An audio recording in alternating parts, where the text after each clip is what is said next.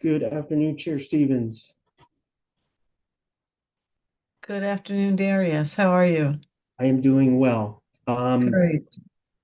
A couple of things while we're waiting to get started. So I had Wheeler, Suniga, and Holguin send me a message that they're unable to attend today, and Okay. Furco can only attend for the first 30 minutes. Um, Okay.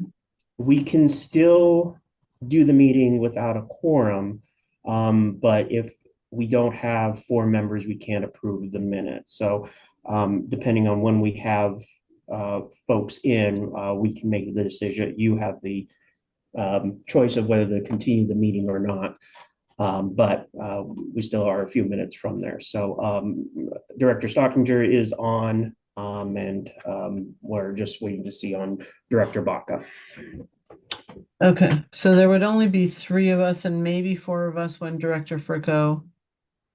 Oh, there's Director Furco There's coming. Director Furco. So there will be four of us at the beginning of the meeting, which will take care of the only action item. How valuable do you think it is I mean, what would your recommendation be? I mean, it's hard to have a discussion if we really only have a few people here. It is, Is there other business that you would rather get? I mean, that's the only action item. correct. Um, is there, I mean, anything else you think would be important to cover? I mean, should we just do a couple of the items? Should we, I think we um, could probably, the second item on the agenda is probably a continuation of the topics. Is just making sure that the board is comfortable with the way the NOFO is progressing, and ultimately there will be a final decision on either August or September meeting. The we could go through the larger grant program, at least get the conversation started. It may be able okay, to go through the 30 minutes and see where board members are at with the topics in there, and it's going to be a longer conversation than one meeting anyway. So, sure. Okay. Well, and there is we'll get started and it may be a shorter meeting, because of less participation and we can kind of continue those conversations. And are we meeting in August? I can't remember. we are the We last day are. of Okay. August, 29th. Okay. It Oh, is. that's right. That's right. We switch it. Okay, perfect. Well then, yeah, let's just, I guess, continue and we'll do the best we can today. Okay, sounds good. Thank you. It is 3 o'clock. I see Director Furco and Stockinger. We may want to give it one more minute. Sure. And Vice Chair Baca, you said you hadn't heard from her yet, I have not, no. so we're probably expecting her. Okay. Yes.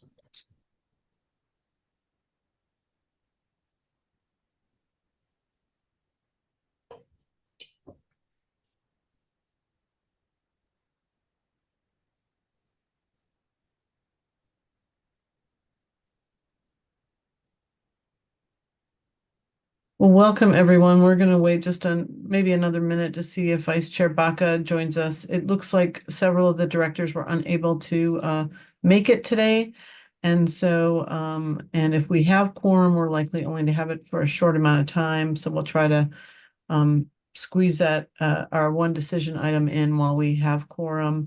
We will probably have a shorter meeting today because we probably won't have as robust of a conversation as we might if everyone was here, but we will at least start introducing some of the topics that are on today's agenda. So maybe we'll go ahead and get started, and then when we get a Vice Chair Baca here, we'll jump to that approval of the minutes. So welcome everybody, and I call this meeting to order for the Board of Directors for the Non-Attainment Area Air Pollution Mitigation Enterprise.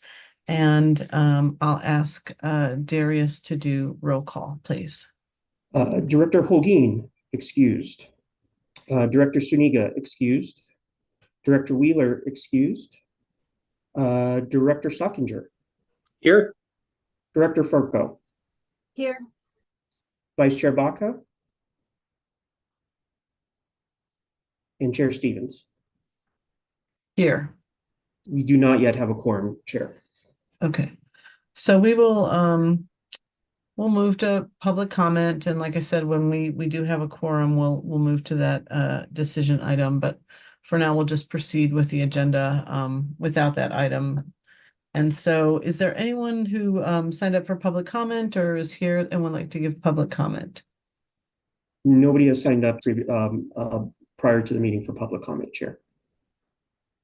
And it doesn't look like anyone's raised their hands that has public comment. Um, just so folks know, we can always take public comment, and I'm happy to take your emails and messages as well for any business that pertains to the board. So we don't have quorum yet, so we will not approve the minutes yet. So we will begin the conversation for funding options for larger grant programs. So Darius, I'll have you work on presenting that. Thank you, Chair. As the board has approved some planning budgets and approved a kind of a two-tiered system with some of the smaller grants, which we're continuing to work on the NOFO for staff is. And that's in your packet for review to see the progress being made. There is the discussion of the larger grant program and use of those funds. I wanted to kick off that conversation today with some slides, and some of these items are reused from previous board of directors meetings to help help with the conversation. So in the allocation piece, I think I had mentioned the top one, the top piece, but like there's some larger priorities, larger infrastructure projects in the non-attainment area that the board felt would be a priority for the Denver Metro and North Front Range areas. Some of one of those categories has been bus rapid transit projects, which have been already approved by local and regional partners and have been prioritized in regional and statewide plans over the and have been presented to the board over the past year or so. And just as a reminder, the board has allocated 119 million over, excuse me, has a planned allocation over the 10-year plan of 119 million for the larger grant program. Just as a reminder, this is the typical elements of bus rapid transit. It's designed to be provide much more higher frequency service than your regular bus system. It has dedicated lanes and signal priority.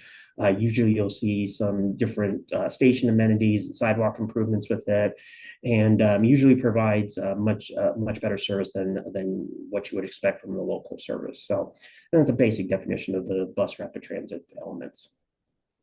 Moving on into the Denver area, this is the implementation timeframe that came from the Denver Regional Council of Governments, which in the near term, looking at 4 major corridors, which is Colorado Boulevard, East Colfax, Federal Boulevard, and Colorado 119.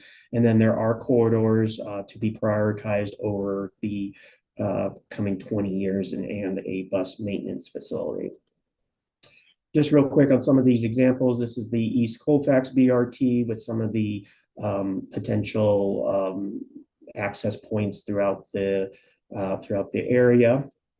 On the Federal Boulevard project, they're having a project area from Wagon Road Park and Ride, which I believe is up on 120th Avenue to Wagon Road Park and Ride in Inglewood up to 120th Avenue in Westminster, and they're working on preliminary design and are going to be ready for construction here in the next year or so. And then there's the Colorado Boulevard BRT project, which is looking for I-70 around I-70 down along that corridor, which is a fairly busy corridor in the Denver area. And they've already begun a corridor study, which started last August in 2023. And this is the implementation timeline. It is a little bit old because it was from our last presentation, but as you can see, some of these projects are already in construction, and some of them are just beginning to be in construction and trying to finalize and secure funding for their projects, particularly Federal Boulevard and Colfax, and Federal Boulevard and Colorado Boulevard, as you can see right here. We do have Vice Chair Baca online as well, Madam Chair. In the North Front Range area, from the presentation I believe was given in November of 2023. They have numerous priorities that they have outlined in their regional transportation plan, working with their local stakeholders. They have the Pooter Express from that has support from Fort Collins, Greeley, Windsor, CDOT, and CSU with 30-minute peak service and hourly off-peak service, about 7.5 round trips per day from Fort Collins to east side of Greeley. They have the flex service going from, looks like Boulder Express, Longmont, Fort Collins to Loveland, 30-minute all-day service. They have the West Elizabeth BRT, which runs through I believe it connects the Foothills campus and the CSU main campus. And has the highest, they have some projects on there that has the highest ridership corridor besides the MAX. They have the North College MAX and transit-oriented development as part of that project. And the US 34 Business Premier Transit recommended in the Greeley on the Go Transportation Master Plan with another route plan for 10th Avenue and will be developed further. So, oh, and I forgot this one right here is the link phase 2. So trying to link all of the different corridors together in their system. This is another slide on link phase 2. If there's any questions, happy to discuss on there, but I think some of the more comprehensive presentations were done by the planning managers and the folks in charge of these projects in September and November of last year. Link phase 2 with the US 34 transit project. And I think that's it for the Northern Range. So I ran through those fairly quickly, but as you can see, there's a lot of prioritized bus rapid transit projects, not both within the Denver regional area and in the North Front Range area, which bus rapid transit fits well into several of our 10-year plan funding priority areas. It will help, they'll serve a lot of the disproportionately advantaged communities, help reduce ozone, get people out of single occupancy cars, and help connect some of those communities as well. So it has a lot of benefits with it. As we had seen. So the questions that we have for the board is, would the board be interested in instructing staff to at least start on some sort of funding opportunity for these potential projects, knowing it's probably going to be a little bit different setup than what we have with the smaller grant programs. We know that there isn't going to be as many interested parties, or probably focused on those who can deliver that and have specifics on there. But we would still require some of the items that we have in the smaller grant program, which would be, how does your project provide economic opportunity and effect, and has conducted outreach with disproportionately advantaged communities, and what are your environmental benefits? What kind of ozone reduction you would get by implementing this project? So that's the first question. I see Vice Chair Baca has her hand up. Thank you, Vice Chair Baca, for getting the conversation started. So please go ahead. Yes, my apologies for being a little bit late. My question is, and I might have missed the slide, is State Highway 7 between Boulder and Brighton, CDOT is working with all the communities, all the cities, towns, and counties from Boulder to Brighton. That's a 30-mile stretch. Did that make any of these, or do we not qualify for this type of funding? I know some of those stretches through the western part of I-25 to Boulder probably are not disadvantaged communities. It's an interesting question. I don't know, Director Baca. These slides I borrowed from our previous presentation, so they may be a little bit out of date. Okay. But I can get back when we talk about this again and get more confirmation for it, knowing that it would depend on when the project would need funding. And if it's a bus rapid transit project, most likely it would be able to qualify, and it can compete against the other projects, and the board can make the final decision on what would be the appropriate amount, should it decide, once we put it out there that we're asking for applications for this funding. I really appreciate that, Darius. It's top of the mind for me because the State Highway 7 Coalition meets tomorrow. So CDOT and all the partners have a meeting tomorrow in Boulder about it. So thank you for that. Yeah, absolutely. Yeah, and I would just add, Lynn, if there's a project there that you feel like fits this and somebody would like to do a presentation, I mean, I think that would be, we would welcome, looking at something like that, since we've allowed some other Dr. Cog and North Front Range MPO to be able to do that as well. So I don't think we're kind of limiting ourselves to this. We just know that these are projects that would qualify, that they're on everybody's minds, and that they're that they're bigger projects that would benefit from these kind of bigger dollar amounts. So yep, I could see that. Thank you, Chair. thank you. Director Stockinger. Yeah, I just wanted to, one of the corridors that we've heard from is federal, and they're getting ready to put out their request, I think, next month for small starts, and they need to have a match assumption. And we have a lot of money in the 10-year plan for both federal and Colorado, as well as other corridors. But I think that they're probably assuming in like a $30 million price range of what I think they're hoping to get a commitment, not before next month. We need to go through that process and field all of those corridors. But that one in particular, and Colorado also, is built into the Dr. Cog plans to get to air quality conformity by 2030. So we're very interested, particularly in federal, because it is going to be ready to go pretty soon. We're getting the small start stuff together, and I'm hoping that this board will provide some funds, not all of our funds for the next 10 years, but some of those funds to federal, just because it is an important corridor from an air quality conformity standpoint for Dr. Cog. Thank you, Director Stockinger. Vice Chair Baca, did you have another question? Your hand was up, so. I do not have another question. Okay, that's all right. I just wanted to make sure we didn't. Thank you, Director Stockinger. That's good to know. One of the questions that I have is, first of all, it may make sense to start looking at stuff for the spring, or at least the summer, I would think, maybe sooner than later, especially if some of these projects are getting underway. And certainly what I'd like to see from the recipients is, some of that work around equity and disproportionately impacted communities and communities of color. And so really some of that equity work, would love to kind of make sure that we're hitting that, because I think it's quite clear that these BRT projects are good projects for reducing air pollution and greenhouse gases, double bonus. But like, and some people like, and some of you are more familiar with these areas than others.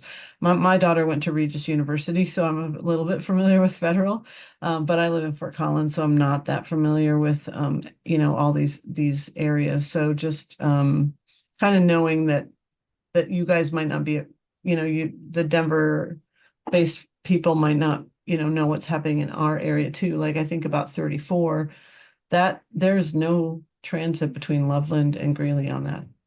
There's not even a regular bus. Not. I mean, BRT is sort of a dream at this point. Anything on that route would, and if anybody's traveled that route, it's highly trafficked.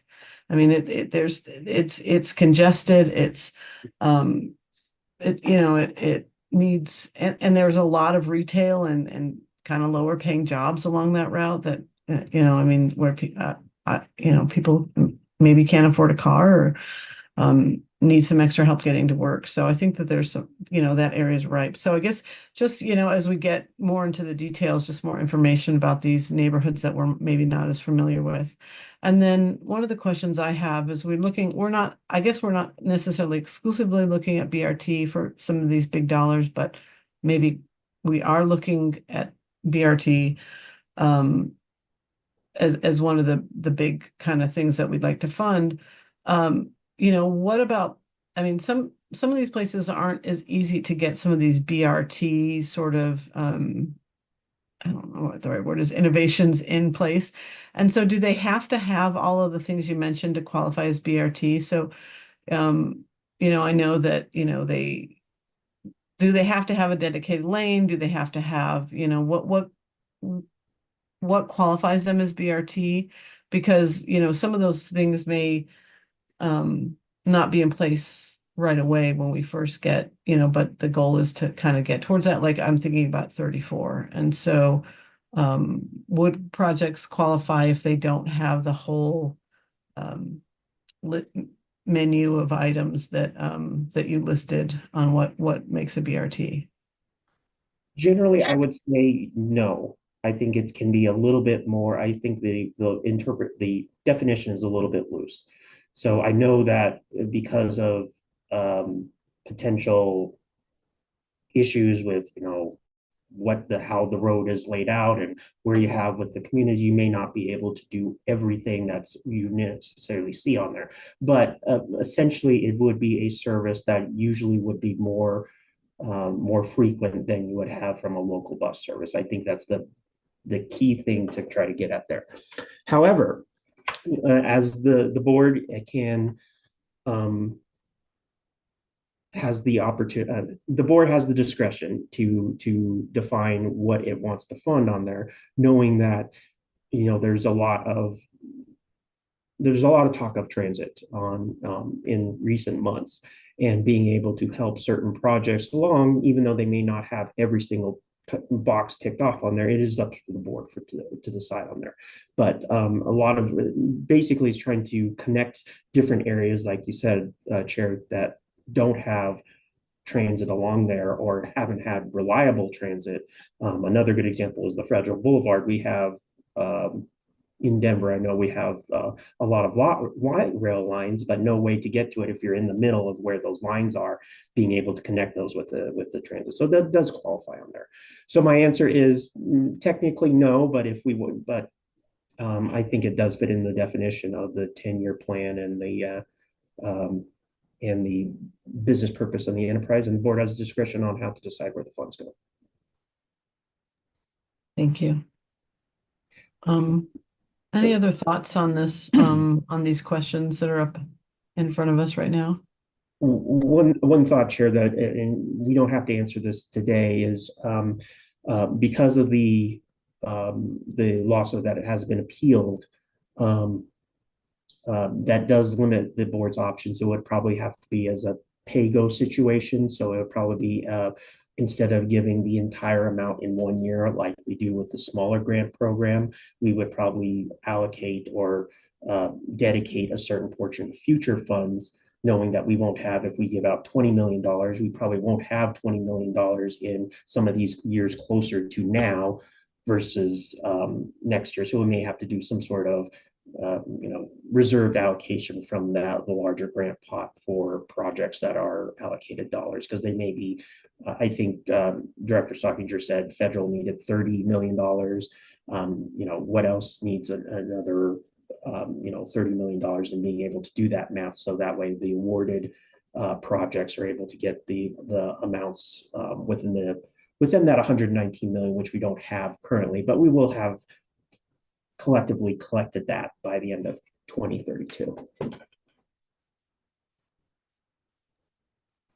Yeah, I mean, for me, I think that model is fine. You guys are more familiar with how some of this stuff works, but I mean, as long as these projects can still be a go, if they get that money incrementally, or there's other dollars that can substitute on, and those dollars can be paid back to, I mean, I know that there's probably a lot of switching things around as money comes in your world, and so that's probably something you're fairly familiar with and comfortable with. So I mean, I don't have a problem with that, and it does seem like the most prudent way to proceed, given the appeal with the lawsuit. And so I think that I'm fine, and I guess we would be very upfront with anybody applying for those dollars, so they would know that that was the case. Absolutely. But these are projects that are largely on the 10-year plans where you all know how to navigate this world. Yes, yeah.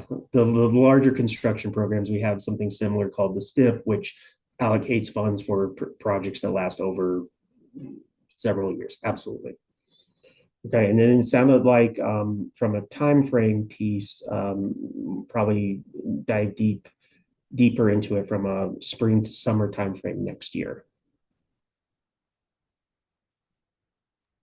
Well, what do folks think of that? Does that feel reasonable?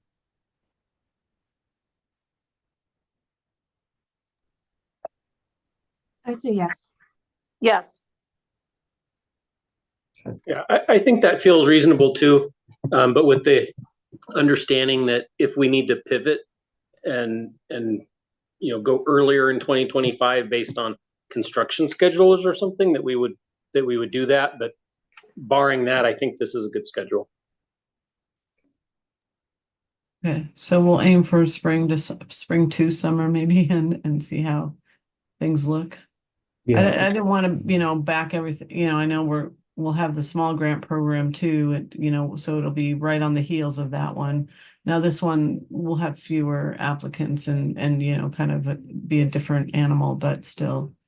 I think I'm trying to remember the schedule that's in here and apologies, I'm going to go to it real fast, but we would probably want to avoid having those conversations at the same month. Absolutely.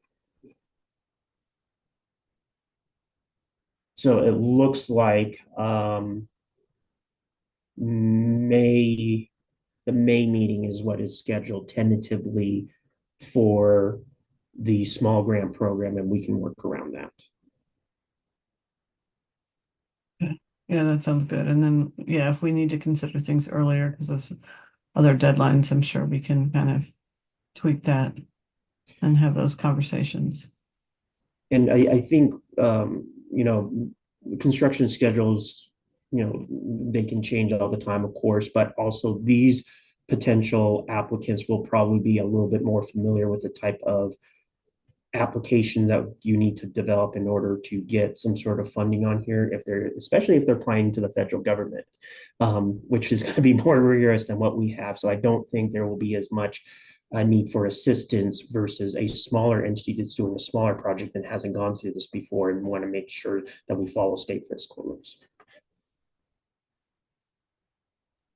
Great, thank you. So any other discussion on this topic or any other thoughts? I think everybody's kind of, at least in this group, is on the same page, so we'll see what that looks like next month as we discuss it with more of the board. I do want to go back to our discussion item because Director Furco, I understand you might have to leave early, and we have a limited time with a quorum, so we will go back to the approval of the minutes from that June meeting. If anyone would like to make that motion. I'll move we approve the minutes from the June meeting. Is there a second? I did have one little note. The meeting notes indicate that I was not present. I did join late for like the last chunk of the meeting. So just wanted to note that. Well, thank you for clarity. Sorry. Yeah, let's have that motion be with that correction too. We don't want you to look like you're skipping out.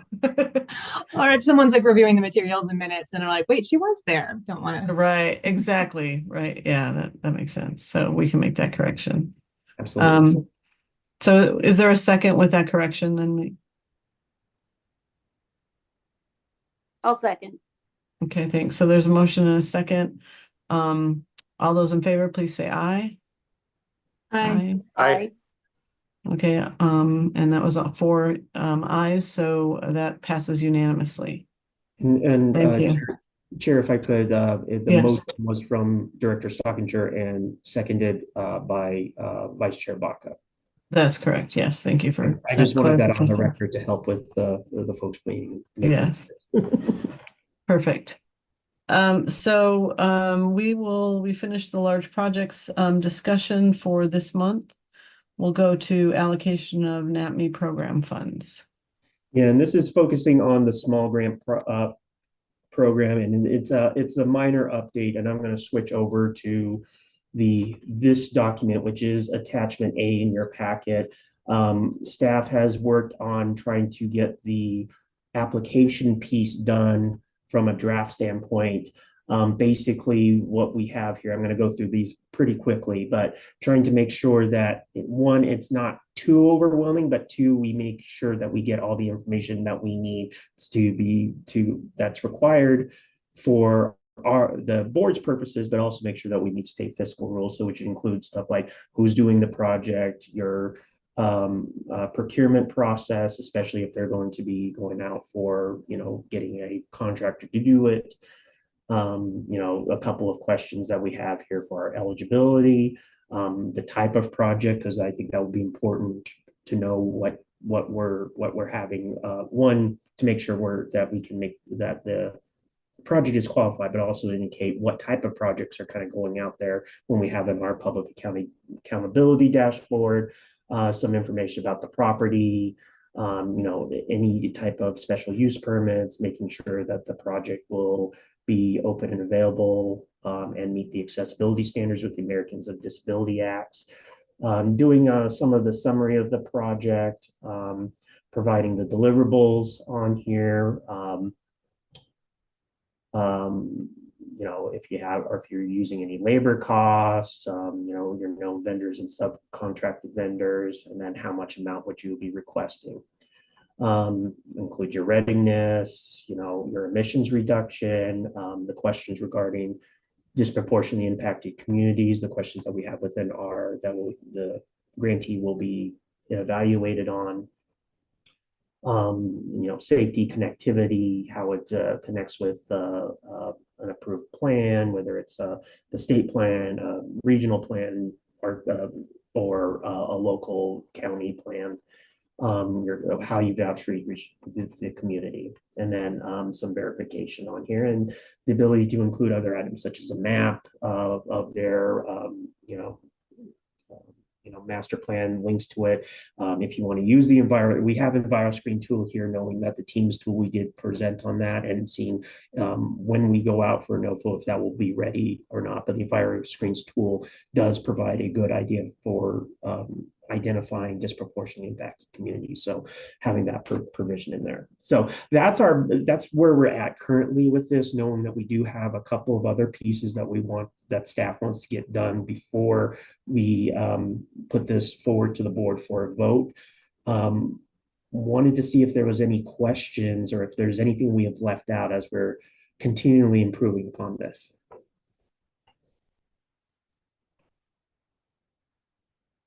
Anything that we missed here or that was left out?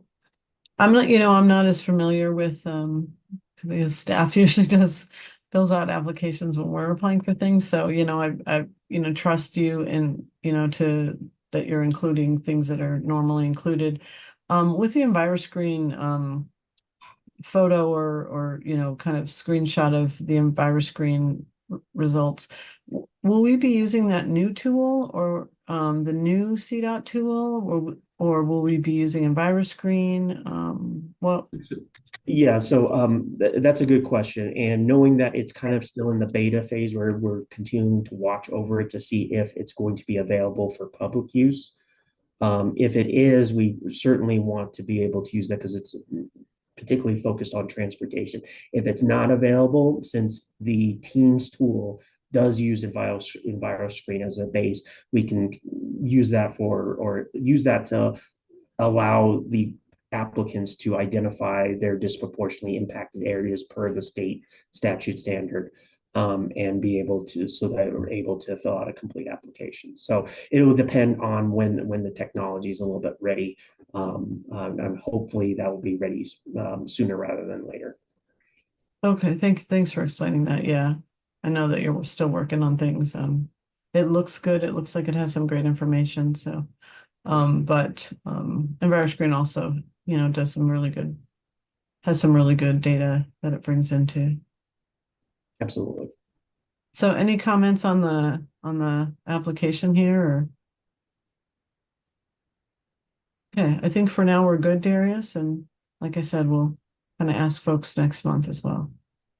Absolutely. And we're happy to take, send me any comments if you see anything reviewing it. Is attachment A in the packet, and happy to incorporate those as we're finalizing it. We're getting into some of the technical detail pieces of it, which is how to use some of the CMAC tools and and whichever EnviroScreen tool, Teams tool. But hopefully have that finalized packet in the next month or so and be ready to go for that September 30th deadline. Great, thank you.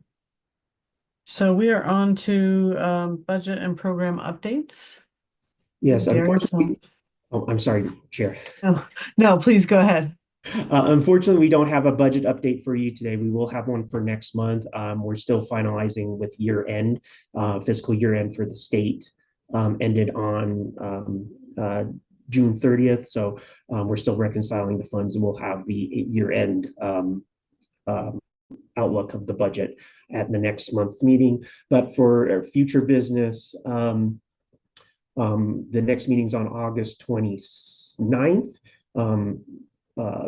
May continue the discussion on the two items we talked about here. There is a 20 to 30 minutes presentation from the Attorney General's office that we'll see if we can put it on the August meeting on some required training that's required for all board members. Finalizing the decision in September may be potentially up on there.